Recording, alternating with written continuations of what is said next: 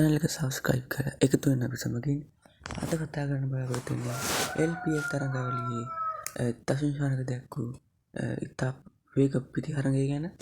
ඉතින් ඊයේ දිනේ පැවැත්ම ගාල්ල කණ්ඩායම සහ යාපනයේ කණ්ඩායම අතර තරඟයේ දශම ශානකයේදී ලකුණු 31ක් ලබාගත් පන්දු 9කදී ඉතා වූ දියුණු වේග ලකුණු පරාක්ෂයක් තබාගෙන ඔහු පන්දු 9කින් ලකුණු 31 ලබා ගත්තේ 4 පාර 2ක් සහ 6 පාර 3ක් සමගින්.